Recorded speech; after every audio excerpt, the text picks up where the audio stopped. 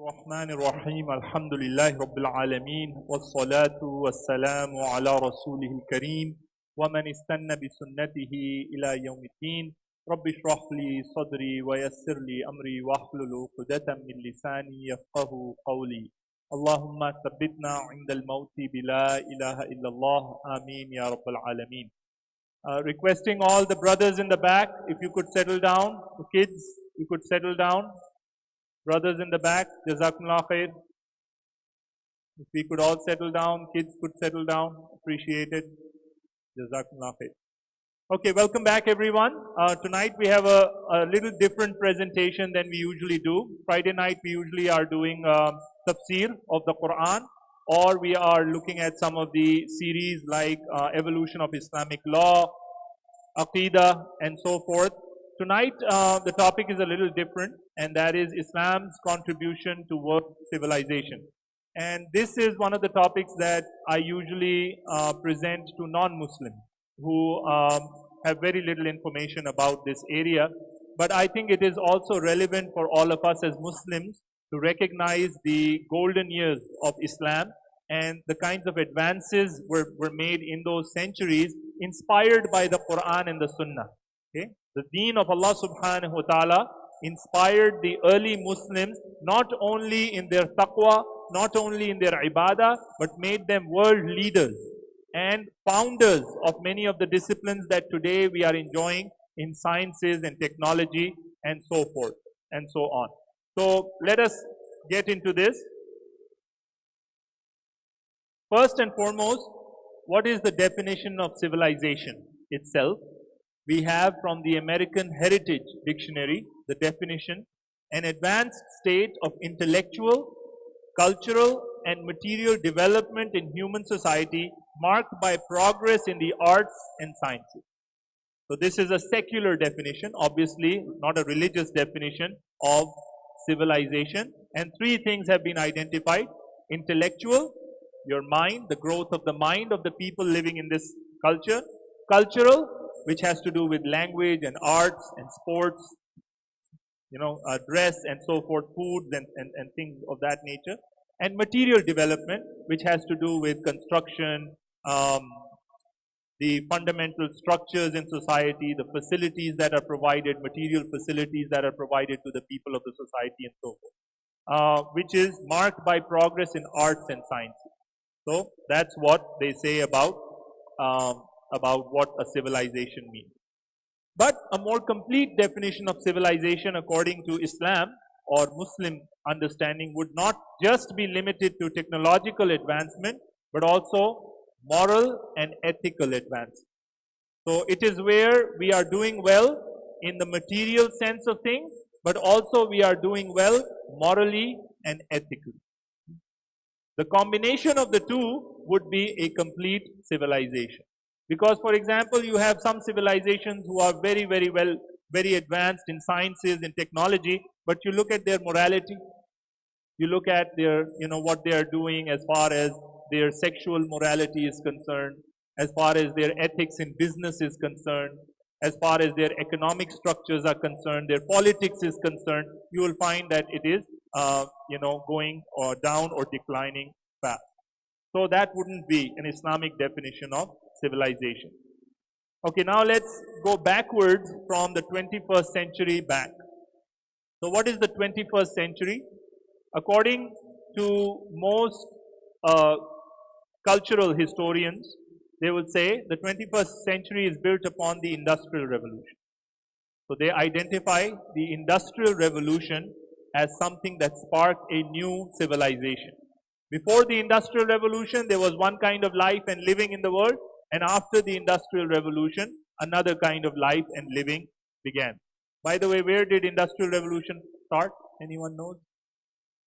Yeah? In Britain? In Europe. Where in Europe did the Industrial Revolution begin? England. Germany. Anyone else? Italy, close. France. That's where it began, in France. So the Industrial Revolution originates in France. Okay? what do we mean by the Industrial Revolution? Where we have mass production. Before the Industrial Revolution, we used to have agricultural society, right? You would grow food, you would grow crops, and then you would transfer them and trade with them. But now after the Industrial Revolution, you have mass production of items, where now items are readily available in thousands of quantities for the people. Okay, that's what we are living in today, right? You go to Walmart, you go to Kroger, you go to Meijer, you'll find each product, mass production there is there. It's not limited in quantity. It is unlimited in certain ways. So that's the Industrial Revolution, which is founded in France. The question then is, what is the Industrial Revolution built upon? The Industrial Revolution, they would say, is built upon the Renaissance. What's the Renaissance? What's Renaissance? Anyone knows what Renaissance is? Huh? Victory. Victory, okay.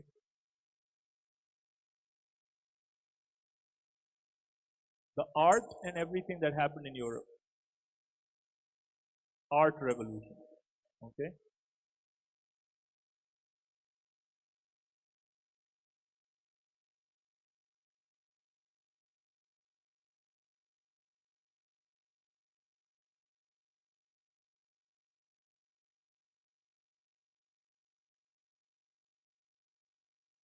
It's an intellectual revolution. Okay.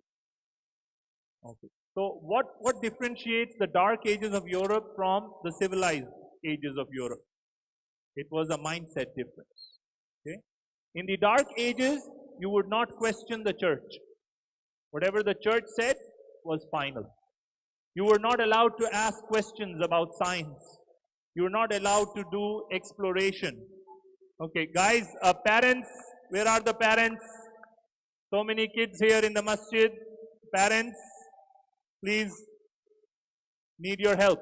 If your kids are running around, need you to help with this, please.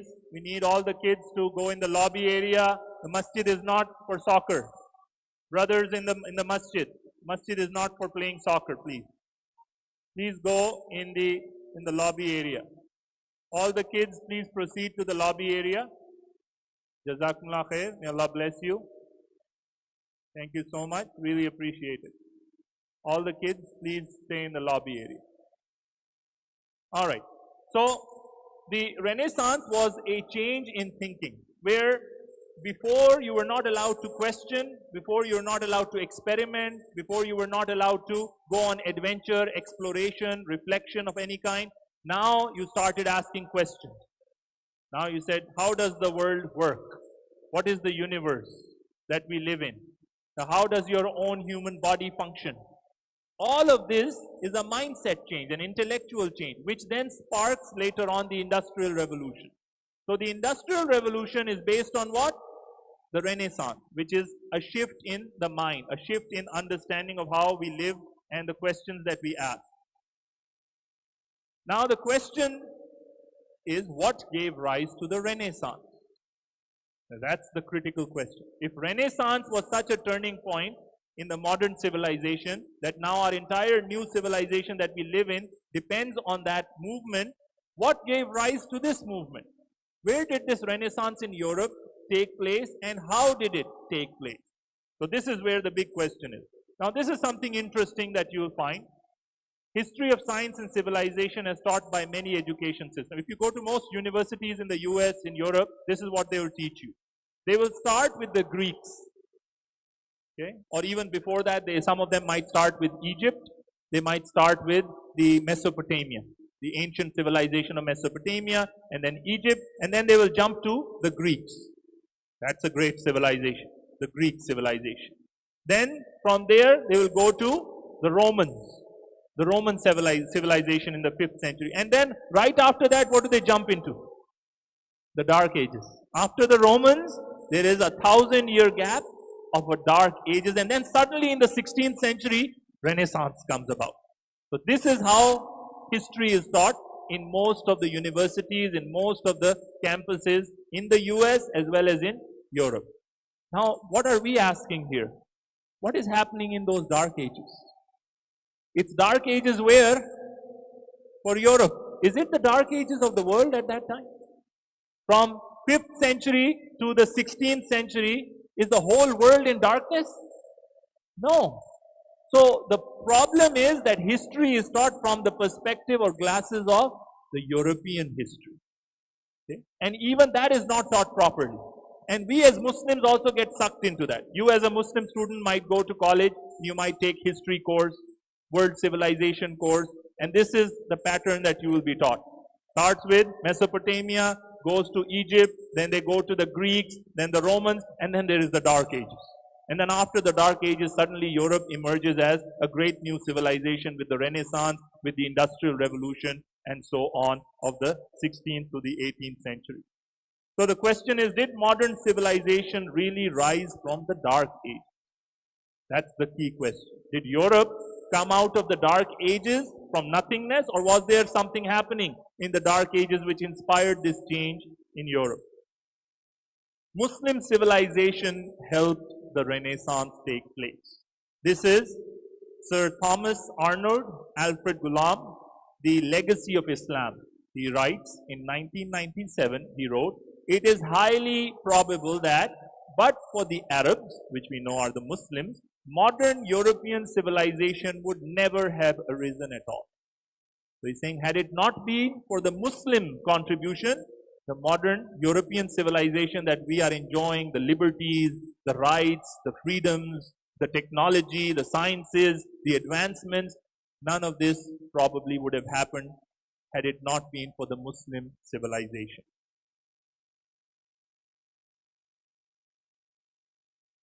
"1997 is when this article was published.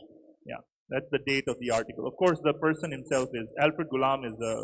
Ghulami is a much older person.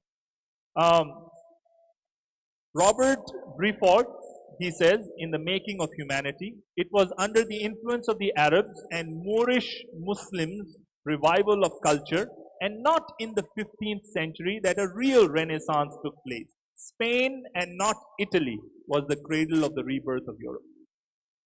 So he's saying it was Spain which inspired the Renaissance in Europe. It was not France and Italy as is commonly held in the history books. The other thing he's mentioning is the Moors of Europe. What happens is a lot of times when they do cover Spain, what do they say? The Moors of Europe, without telling us who the Moors really were. Who are these people called the Moors in Spain? They are Arab Muslims. They're Muslims. So we never find that in the history book. The Muslims in Spain. We always find the Moorish civilization. So the common student who's reading this in the book would never be able to connect Muslim with what happened in Spain. They think, oh, it was some indigenous, some native movement in Spain which inspired this great civilization. So it was the Muslims. Why Muslims' achievements are being ignored? Why do not find this 1000 year of the golden age of Islam, which is called the Dark Ages of Europe? Why do we not find any mention of it in the history books at all? Prince Charles. Prince Charles, he says something. When he was addressing the Oxford University, he said, "Because we have tended to see Islam as the enemy of the West, as an alien culture, society, and system of belief, we have tended to ignore or erase its great relevance to our own history." When you have hatred, problems with a group of people, then you tend to do what? You tend to paint them as evil, as bad, as the bad guys.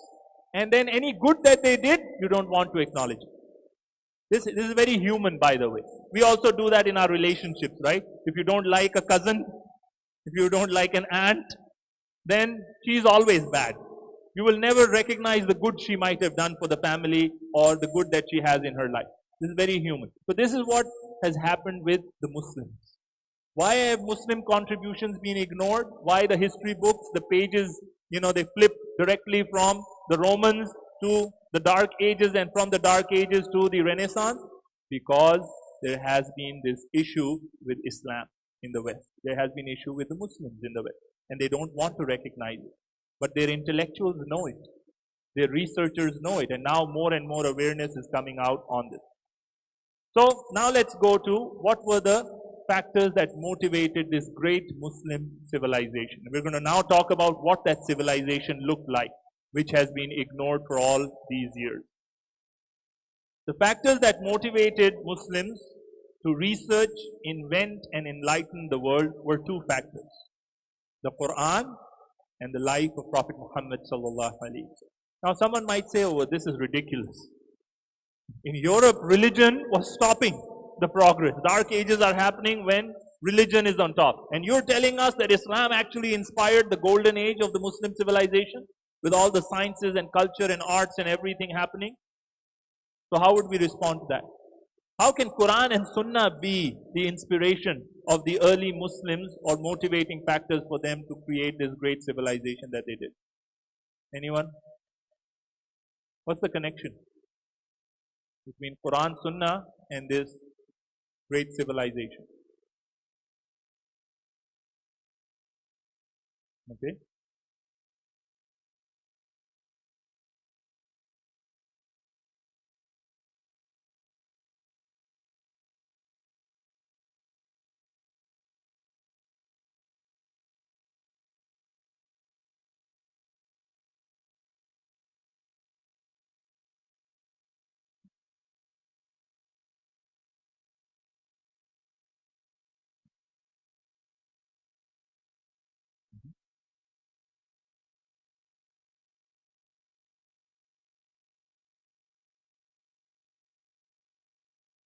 Absolutely.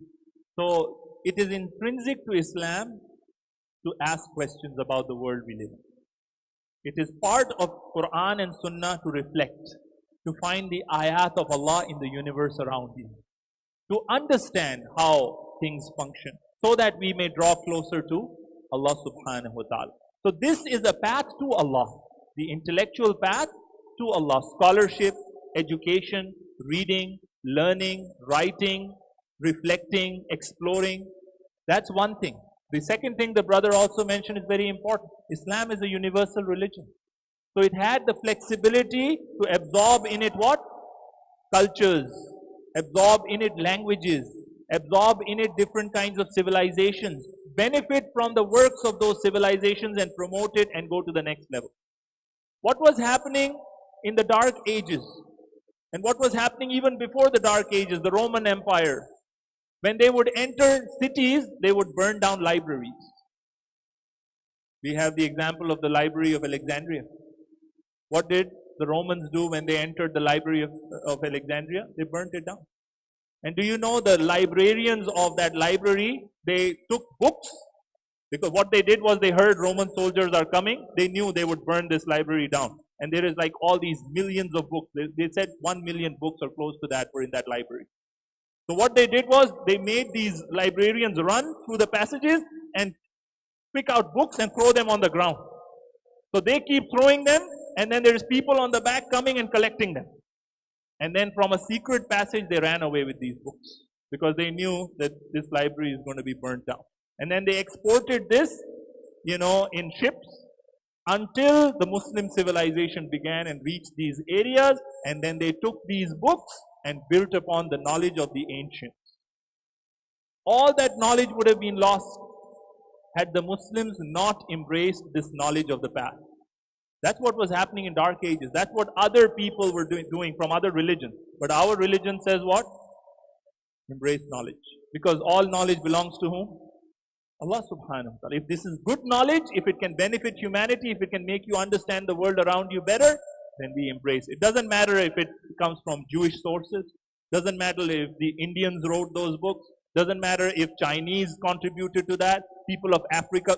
Doesn't matter where it comes from. Because Islam is a universal religion. But for some of these other religions and some of these other peoples and cultures of the past, they did not approve of this. They saw this as a threat to their own power, to their own church control over the people. If people start learning, they're going to start asking questions. Who's going to listen to the bishop? Who's going to listen to the pope? Do you know, for example, that the Bible itself was not accessible to the common people until 100, 200 years ago? SubhanAllah, look at the difference. Quran from day one, the Imam is reciting. Everyone is listening to the Quran. They understand the Arabic language. They know what Allah said in its original language. But for 2000 years almost, the Christians had to go to a priest, and only the priest could tell them what the Bible says. They have no direct access to it. That's why translations were, do you know the first translation in English, the person who made the translation in the 1500s, he was burnt by the church. How dare you make a translation of the Bible in another language? Because it was in Greek and Latin at the most. So this is the difference between Islam's approach to knowledge, to learning, to growth, to development, and what was happening in Europe before the Renaissance. So let's look at this a little deeper. We know that the very first word revealed in the Quran was Iqra, which has to do with reading. There are 750 plus verses in the Quran that encourage human beings to ponder, to think, to contemplate, to reflect, to research. Islam is a religion of research. Okay? So we have to embrace that, and the early Muslims embraced that. For example, we have in the Quran, ayah 219 from Surah Al-Baqarah, they ask you about the intoxicants and gambling. Say, in them there is a gross sin and some benefits for the people, but their sinfulness far outweighs their benefit. They also ask you what to give in charity. Say the excess. God thus clarifies the revelations for you that you may reflect. So many of the rulings of Islam, Allah subhanahu wa ta'ala gave us wisdom. That this ruling, why is alcohol forbidden? This is the reason. There is wisdom behind it. Why is gambling forbidden? This is the wisdom behind it. So Islam makes you automatically do what? Contemplation. And Allah is saying, this is given to you so that you may reflect, so that you may contemplate. In another ayah, translation of the meaning say, ponder over what is happening in the heavens and the earth. Ponder, make reflection, tadabbur, over what is happening in the heavens and the earth. In another ayah, those who remember Allah standing, sitting, lying down on their side, and think deeply about the creation of the heavens and the earth. So this is the inspiration of the early Muslims. They are listening to these ayat 5 times a day or reciting them, Taraweeh prayer, they're reading the Quran. They are listening to the Imam recite these ayat, and over again, what is Allah telling the Muslims to do? To ponder, to think, to deeply think about the creations of the heavens and the earth. And the Prophet ﷺ, he said, the seeking of knowledge is obligatory for every Muslim, male and female. So that was one thing. Also, some of the technology was developed due to necessity. Muslims had religious needs which required them to develop certain technology. For example, the direction of Mecca during Salah. It's a requirement, right? When you pray, you have to face the Qibla. So the Muslims, early Muslim scholars, scientists, they started developing certain technologies to help with religious needs. As Muslims started to migrate to different regions, they needed to accurately find the direction towards Mecca, Saudi Arabia, not Arabic. They developed scientific instruments to fulfill this need. Also to calculate the times of the 5 prayers. As Muslims started to migrate to different regions, they needed to accurately calculate the times of the 5 daily prayers. They developed scientific instruments to fulfill this need. To calculate the start of the Islamic month, because the Islamic calendar is a lunar calendar. Ramadan, Hajj, everything has to depend on the calendar. So the Muslim scientists needed to develop tools in order to accurately find the start of the month. The middle ground. W. Montgomery Watt, in Islamic Surveys, the Influence of Islam on Medieval Europe, in England in 1972 on page 84, he says, because Europe was reacting against Islam, it belittled the influence of the Saracens. This was an old name for the Muslims, the Saracens, and exaggerated its dependence on its Greek and Roman heritage. So today an important task for us is to correct this false emphasis and to acknowledge fully our debt to the Arab and the Islamic world.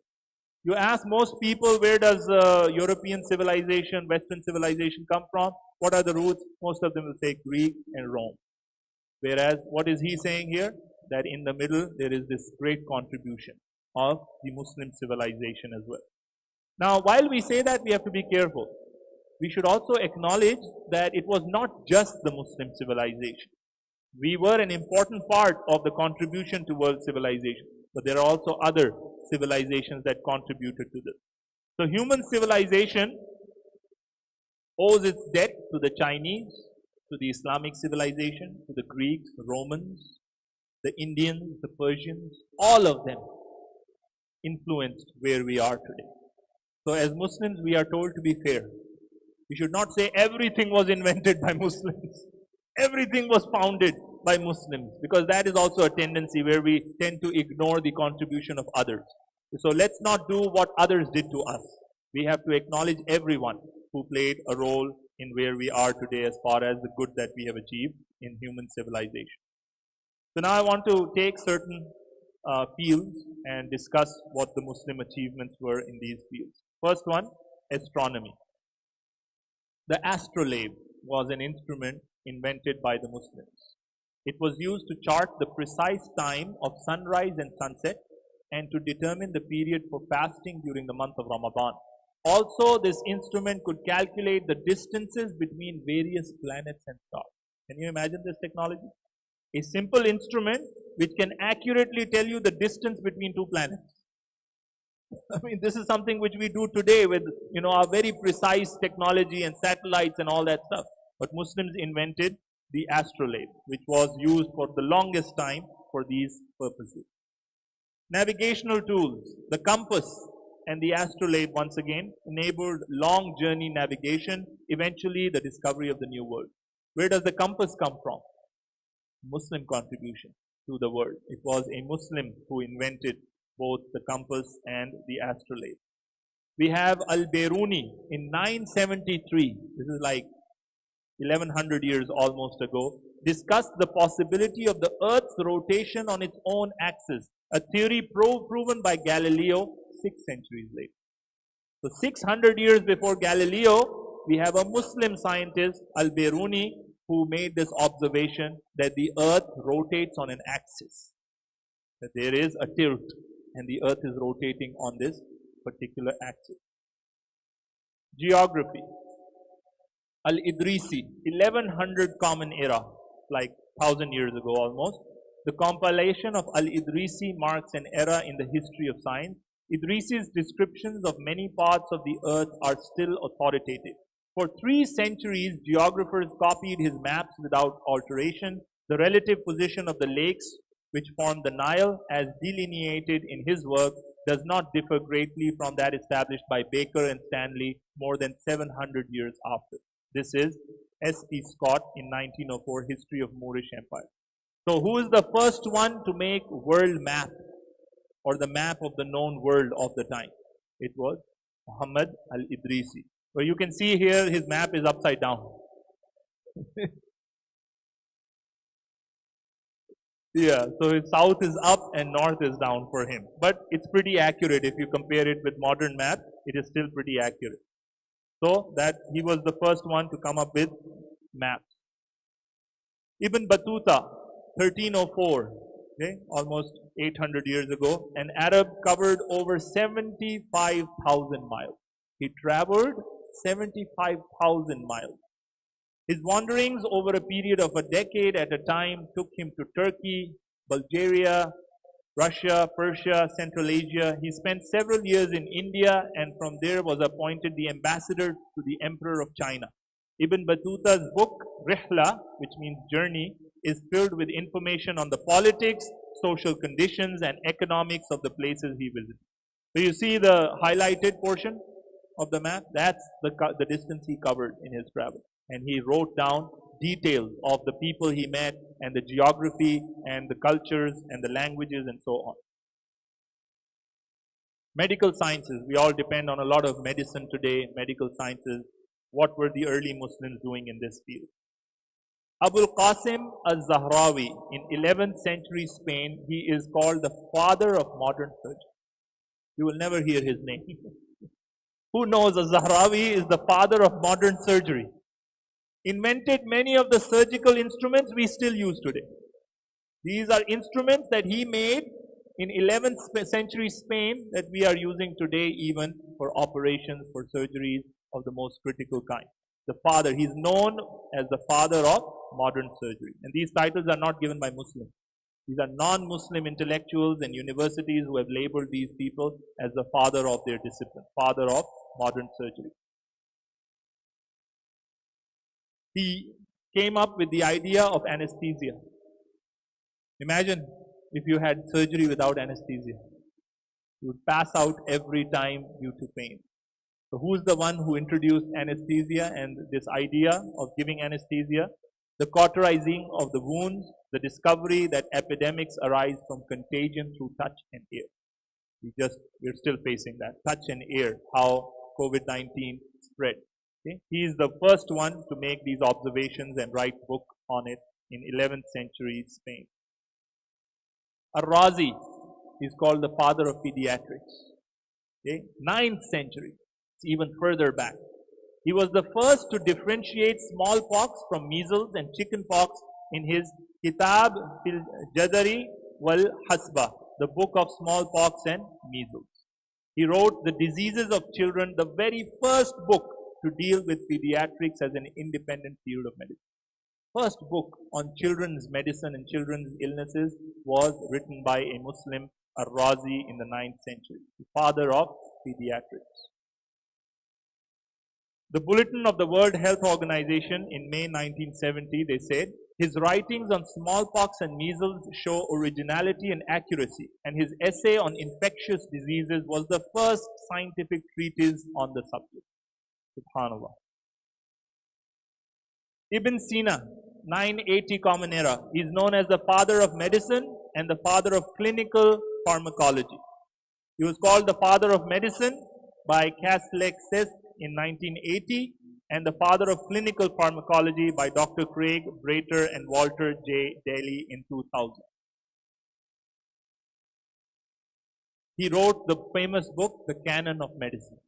Ibn Sina is known as Avicenna. In history books, in the modern English books, they call Avicenna Ibn Sina. The Canon of Medicine, or Al-Qanun fi Tib, is the most famous single book in the history of medicine in both the East and the West. Who is saying this? Encyclopedia Britannica. The single most important book in medicine is what? A book written by Muslims. When? 1,000 years plus ago. And nobody knows about it. It is used by medical schools in East and West for 500 years after him. They kept using his work and his book until later research was added to it. The Canon of Medicine, Toby Huff, okay, the rise of early modern science, Islam, China, and the West, Cambridge University, he said, the Canon of Medicine was the very first book dealing with evidence-based medicine, experimental medicine, clinical trials, randomized control trials, efficacy tests, risk factor analysis, and the idea of a syndrome in the diagnosis of specific disease. Very scientific things. Some of them I don't even understand. I'm sure you don't understand. But these are things which people who are in these fields understand, who do research, medical research, and how these things are so important when you're doing research. Contagious diseases, Ibn Sina, hospitals start to have separate wards to isolate patients of contagious diseases. Muslims were the first ones to separate patients with diseases from the rest of the community, because they had the understanding that disease would spread through these people if they were joined with the rest of the community. What kind of hospitals did Muslims make? First true hospitals were built by the Muslims 1,000 years ago. Public hospitals built by Muslims 1,000 years ago were free for all. These are things which we don't even get today. Free hospitals. Okay, you could go and get checked and treated for free. Waqf, yeah, it was based on contributions of people who gave it as waqf for charity and so on. There were special doctors for female care, so special department for females. There were hospital clothes that were given to patients. Specialized units in internal medicine, orthopedics, ophthalmology, psychiatry. Psychiatry. 1,000 years ago, Muslims were the masters of mental health. Today it is sad that the Muslims are so far behind in these areas. And today there is taboos and stigmas attached in our cultures if you have mental health issues. Muslims were the very first ones to establish these units in mental health. Physicians were available in every specialty on duty, all shifts. There were nurses, there were assistants. Do you know the residency program was started by Muslims? I don't know if you like it or not if you're doing residency. Some people don't like that part of their career, right? But it was the Muslims who started residency. Special training for all doctors before starting a practice, need to pass formal oral exam in front of specialists, need to obtain license before practice. You could not treat patients until you were licensed 1,000 years ago. In 913 Common Era in Baghdad, Caliph al-Muqaddir re-examined, recertified all doctors in the city due to one medical error that killed a patient. One guy died due to a medical error, and he said all the doctors have to redo their exam, have to be recertified. So that's the care that was given to the life of people in the early years of Islam. When you would leave as a patient, what would you get? New set of clothes were given to patients who were healed and free money. I mean, where do you go today to get this kind of a system? Now you have to pay your entire wealth to get treated, right? Sometimes you go bankrupt in order to pay the bills. Until patients became better and start working again. So they were given free money to sustain themselves while they were not able to work. 1,000 years ago. This is very interesting. Al-Adadi Hospital in Baghdad in 981. Ar-Razi is the one who came up with this. He was asked, where should we build the hospital? So look at his plan, how he came up with the hospital site. He placed pieces of meat in different locations around the city. The place where the meat remained the freshest, he said that's where we need to build the hospital. Meaning the best place with the air quality so that patients, they recover very, very quickly in this area. This Al-Adadi hospital had a pharmacy, had a library, had stores inside the hospital, had gardens with fruits and vegetables. 1,000+ years ago. This is 981 Common Era.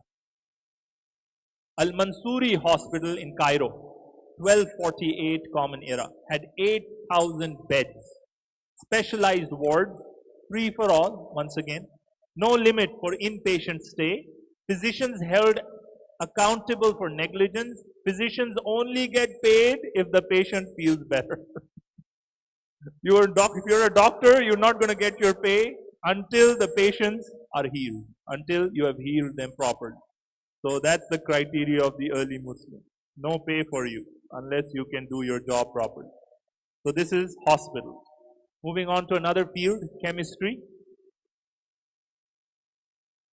Jabir ibn Hayyan is known as father of chemistry. This is the most interesting thing. You find any field, scientific field, who is known as the father of that field is a Muslim. And we don't even know their names.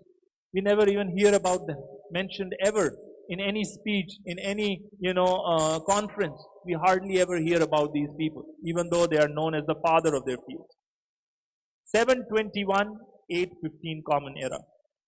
He invented 25 plus lab instruments that we use today. Discovered acid, the sulfuric acid was discovered by him. Hydrochloric acid, one of the main acids that people use today for research, invented by him, discovered by him. The nitric acid, elements that he discovered, arsenic, antimony, bismuth, they were all discovered by this great scientist, Muslim scientist in the early centuries. Sociology. Ibn Khaldun, 1332-1406, known as father of modern sociology. He wrote the book Al-Muqaddama, an introduction to history.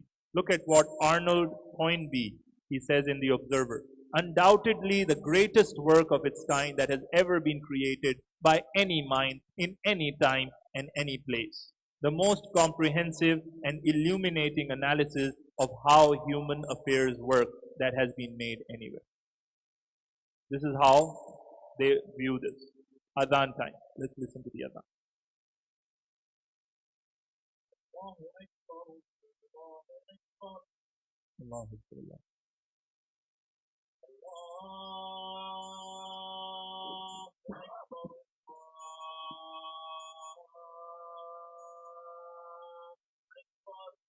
Allahu Akbar. Allah.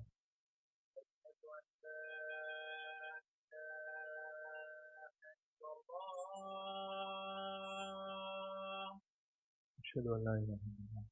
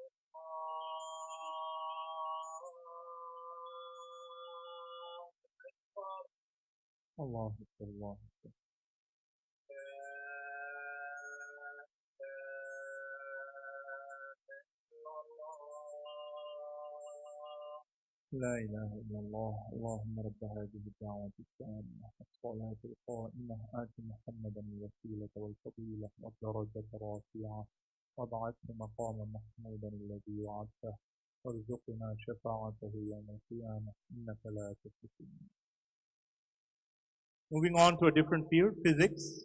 For those of you who are interested in physics. Ibn al-Haytham, 965-1039, known as the founder of optics, the study of light. He wrote the book of optics, ranked with Newton's, I don't know how to say this, Mathematica book as the most influential book on physics. It was ranked alongside Newton's book on physics as the most influential book written in the field of physics. He was the pioneer of modern scientific method. The modern scientific method is used in all research. If you don't follow this method and you publish your findings without this, you are considered to be someone who's not done proper research. It was founded by Ibn Haytham. What is the scientific method? Observation, statement of the problem, you make a hypothesis, you test the hypothesis using experiments, then you analyze the experimental results, interpretation of the data after that, then you formulate a conclusion and then you publish the findings. This is the process which is followed by every scientist since that time, in order to prove results. This was founded by Ibn Haytham. He's the first one to come up with the scientific method. World's first scientist, Stephen Bradley, in 2006, he said he is the world's first scientist. He called him the world's first scientist, Ibn al-Haytham. Greatest physicists of the medieval times, Sarton George in 1927, Introduction to the History of Science, Volume 1. Best idea in 1,000 years by the New York Times, the scientific method and the scientific skepticism as the most influential idea of the second millennium. Subhanallah, look at this. The most influential idea in the last 1,000 years was this idea. And we never hear about this person's name.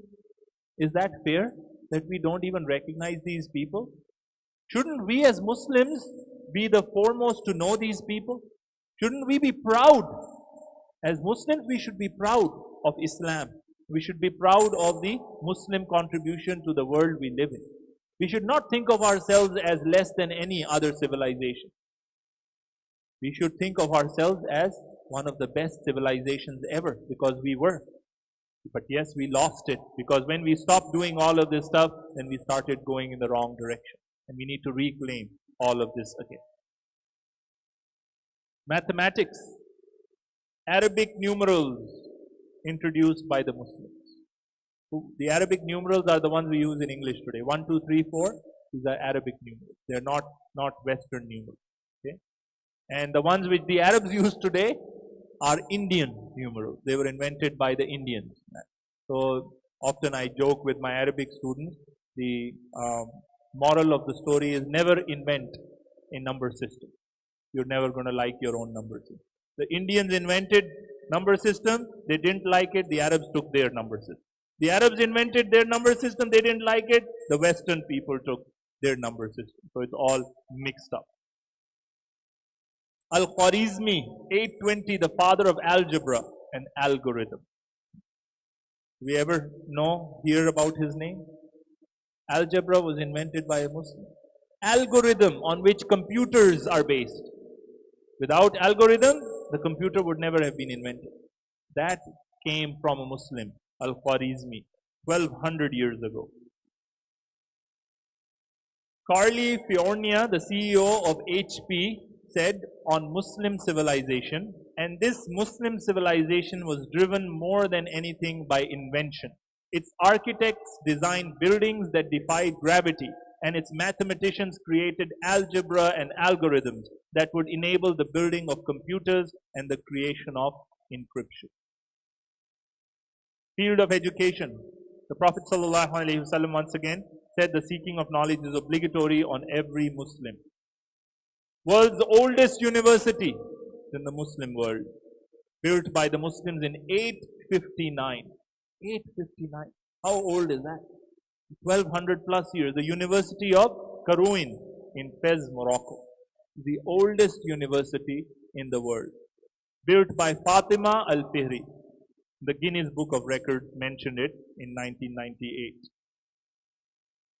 The second oldest university in the world, also by the Muslims, Al-Azhar University, Cairo, Egypt, established in 975 Common Era. Libraries, Islamic libraries, collection of ancient manuscripts, translating works of Greek and Roman scholars. As I said, all of these Greek and Roman and Indian works would have been lost had the Muslims not preserved them. And not only did Muslims preserve them, but they translated them to Arabic. And it was from Arabic that they were translated to European languages. And then European scientists used that work. If Muslims had not done this work, the link would have been lost forever. There was lending of books. 1,000 years ago, you could go to a Muslim library and you can get a book to read for yourself. Books were catalogued. The concept of Muslim libraries was copied later by Christian monks, then introduced to the West, today's library. Where do we get the concept of today's library? From Christian monks. They were the ones who established the first European libraries. Where did the Christian monks get this idea of library? From Spain, where the Muslim libraries were in operation. Some of the libraries, Darul Hikmah, the House of Wisdom in Cairo, 18,000 ancient books were kept in this library. Baytul Hikmah, the House of Wisdom in Baghdad, Al-Hakam in Spain, 400,000 books were in this. The Bani Ammar library in Libya, Tripoli, had over 1 million books kept in it. What happened to these libraries? When the Tartars conquered Baghdad, they destroyed these books. In 1258, when the Mongols came in, they destroyed some of these libraries. The same thing, the Crusaders, the Christian Crusaders, when they entered the Muslim world in Jerusalem, in Gaza, in Tripoli, they did the same. The same thing happened in Spain when the Spanish Inquisition happened in 1492. The Christians came back to Spain, and one of the first things they did was demolished and destroyed the Muslim libraries and burnt them down. Burnt 1 million books in one day in Granada. This is the loss of knowledge that happened in one day. How difficult is it to build knowledge, and how easy is it to destroy it? In one day you can destroy the work of thousands of people and thousands of years of work. Language. What do these things have in common? Coffee, orange, candy, soda, algebra, cotton. These are all derived from the Arabic language. What do these things have common? Sofa, can, giraffe, magazine, sugar, numerals. Once again, derived from Arabic words. Arabic words in other language. There's 1,000 plus words in English, which come from Arabic. 1,000 plus words in Spanish. 1,000 plus words in Portuguese. And similarly, French and Sicilian languages have borrowed from Arabic. Architecture. We know about the Taj Mahal, one of the wonders, architectural wonders of the world, built by the Muslims in India. We have the Blue Mosque in Istanbul, Turkey, another great architectural achievement. We have the Dome of the Rock, Jerusalem, 691, 1400 years almost, 13 to 1400 years now, great work of architecture. We have Seville, Spain, Alhambra Palace, Granada, and so on. What about the concept of cities? How are Muslim cities looking 1000 years ago? Spain 1000 years ago had lighted streets. There were lights outside in the darkness in the street. 10 miles radius outside the city. So not only the city was full of lights, but you could go 10 miles outside of the city and you will still find lights. There were paved streets. Garbage was regularly picked up from the streets. Cities were surrounded by gardens. There were 1 million citizens. Even now, there are some cities who don't have 1 million citizens. Right? In Spain, at that time, in the common cities, 1 million plus citizens were there. The city of Cordoba, 100% literacy rate. City of Cordoba, 1000 years ago. Isn't it sad that today, Muslim world, you go in many places, the 1% literacy rate, 5% literacy rate. There was a time Muslim, every child could read and write. Every child was educated. 100% literacy rate. 50 hospitals in this one city. 80 schools with free education. 600 mosques and 900 public bathrooms available to people. What about the modern times? Some of the contributions of Muslims in the US. Architecture. We have Fazlur Rahman, who is the main architect of these buildings that are still standing. The John Hancock Center in Chicago. The Sears Tower, very famous Sears Tower in Chicago. The One Shell Plaza in Houston. Sports. We know so many people, and you can add to this list. This is an older list. Ahmad Rashad, Muhammad Ali, Kareem Abdul-Jabbar, Hakeem Olajuwon, and Rashaan Salam, Muhammad Abdul Rauf, who was here also in our masjid many years ago. So they all represented the US. Politics, we had Keith Ellison, who was the first Muslim in the US Congress, Andre Carson, the second Muslim, and now there are more after them. 700 Muslim candidates ran for election. This is 10 years ago, so these stats are not accurate. Keith Ellison was the first Muslim congressman. Charles Bilal, in Texas, nation's first Muslim mayor. Armed forces, once again, these numbers are old. I'm sure the numbers have gone up. At least 20,000 Muslims served in the US armed forces about 10 years ago. Muslim humanitarian aid, 2,000 Muslim volunteers for Katrina, when the disaster of Katrina happened here. $15 million were donated in aid by the Muslims just for this. Allah subhanahu wa ta'ala says in translation, righteousness is that one should believe in Allah, the last day, the angels, the books, the prophets, and give away wealth out of love for Him to the near of kin and the orphans and the needy and the wayfarer, the beggars, and for those who need to be emancipated of slavery. Muslim physicians in US, once again, this number is an old number, 20,000 Muslim physicians in the US almost 10, 15 years ago. In all major hospitals, in all major specialities, volunteers with free clinics now accommodate millions of uninsured. What can Islam offer today's world? It can offer spiritual enhancement of the society, moral enhancement of society, the economic enhancement of society, and even the physical enhancement of society. Islam provides solutions to society's problems of obesity, of racism, of homicides, rapes, downed economies, drugs and intoxicants, divorce, theft, suicide, violence of all kinds. Islam for today, H.G. Wells, the genuine Islam, he wrote this almost 100 years ago in 1936. He said, I have always held the religion of Muhammad sallallahu alaihi wasallam in high estimation because of its wonderful vitality.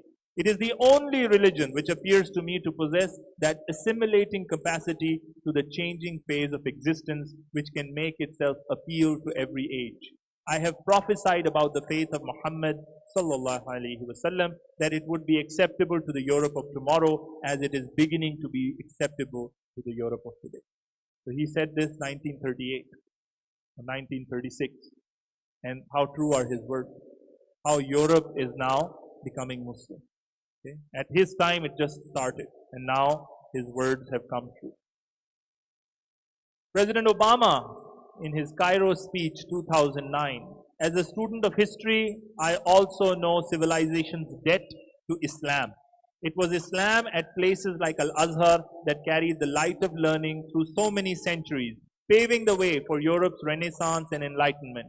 It was innovation in Muslim countries, it was innovation in Muslim communities that developed the order of algebra, our magnetic compass, the tools of navigation, our mastery of pens and printing, our understanding of how disease spreads and how it can be healed.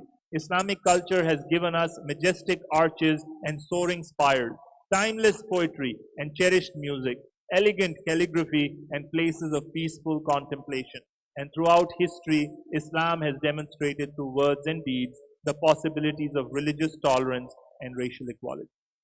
So here in this presentation, I have kept to the best of my ability all non-Muslim sources because these presentations are mostly for non-Muslims so that they could see that there is no bias here. Even their own leaders and intellectuals have said these things about Islam. So that was today's presentation, which is a quick summary of how we should be really proud of our religious tradition, of our history, and we have to reignite the spirit of learning, education, and going forward, not only in our dunya, but also in our deen, in our spirituality. So that's all for today. Jazakumullah khair. Anyone has any final questions or comments? Any questions or comments? Yes, Brother Abdullah.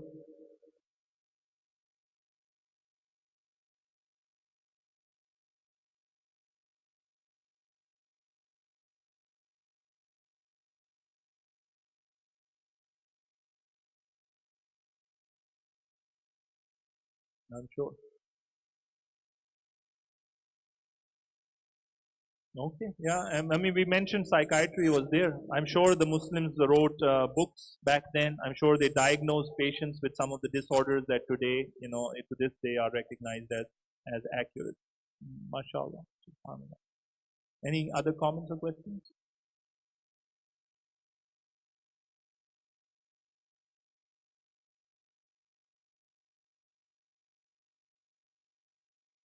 Father of politics and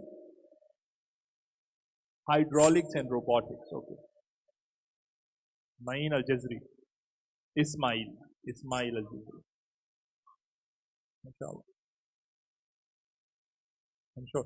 So this was by no means an exhaustive presentation. This was just an introduction. There is a book called 1001 Inventions by Muslims. There's a whole book. It's this thick. 1001 Inventions by the Muslim world.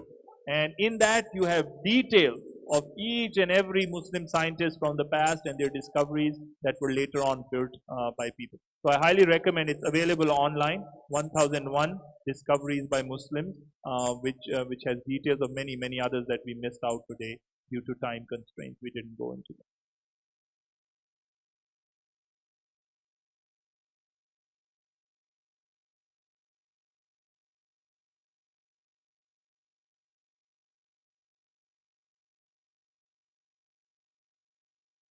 It is acknowledged by some sections and not by the public. In the public domain, this knowledge is not promoted. As I said, in most school books, textbooks, history books, you will not find the mention of these things. It is acknowledged by their intellectuals, those who have studied, those who have researched it. And the sad part, like you said, is that we also are missing out on it. At least we as Muslims should be the ones having this knowledge and understanding and should be promoting this with our children, because this is our identity. This is part of our history, and our history is part of who we are. So this should make us proud, this should inspire us, this should motivate us. But if you think of yourself as, oh, we are now in our dark ages, there is hardly any technology going on in the Muslim world, we're not making discoveries, we're not winning, the Nobel Prizes, we're not doing this, how many scientists are there in the Muslim world, how many PhDs are there, how many researchers are there. If you start going by that, then you start thinking of yourself as, oh, we are backward, we are behind, there is nothing that we have ever achieved. And then you can grow with a lack of confidence, lack of a pride in your religion, in your own roots.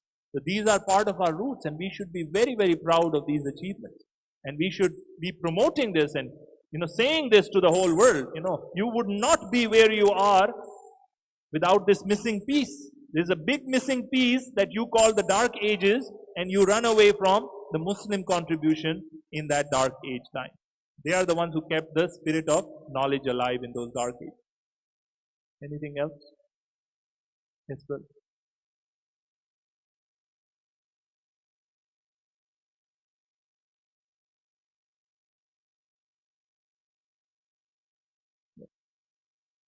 Now we do that, yeah. That's like things have reversed, right?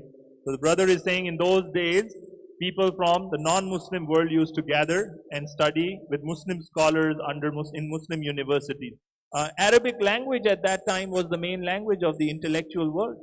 Just like English has become now the worldwide language, in the past years, yesteryears, it was Arabic language. That's why even you find people like Maimonides, who wrote, was a great scientist in Spain, a Jewish man. His academic works are all written in Arabic, even though he's not an Arab. He's a Jew living in Spain. And all his academic work is in Arabic language. Maimonides, yeah, he's one of the famous Jewish intellectuals in Spain. Yes. Either one.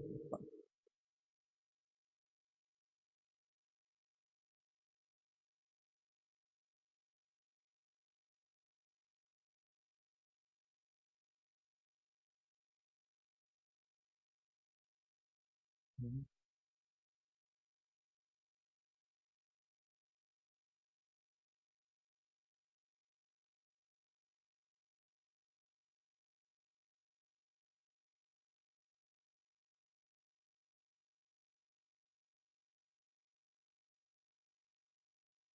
Yeah.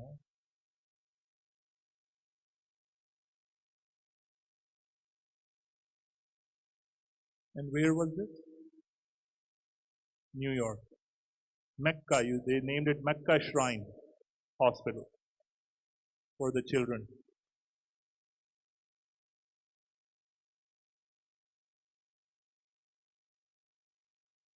Damascus. So named after all the Muslim countries, the Muslim cities.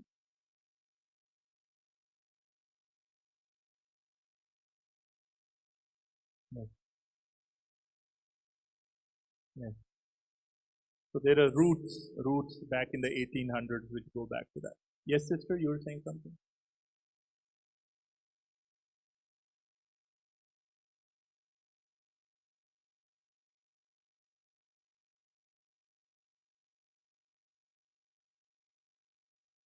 Because all the money, the resources are here in the West. I mean, if you compare Muslim world's education, let's say, to the Western education, where do we fall back in the Muslim world? Up to the high school level, you'll find the average Muslim student going in a Muslim school is much more achieved. He has achieved much more than an American student here in high school does. Where do we go back? At the bachelor's level, we kind of compete to some degree. In some countries, we are competing with American universities or European universities. Where we go down is the higher studies. Masters and PhD especially. Because that's where research comes in. That's where you need money. You need grants. You need research, kind of institutions built for that. You need the infrastructure. That's where we are very good up to a certain level in education, but then after that, we run out of gas. We don't have resources. There's no support from most governments around the Muslim world. And so that's why the American universities, the European universities, they take the best minds, and all the Muslim minds come here, and then they invest here, and then they become, great intellectuals. So that we need to change that, inshallah.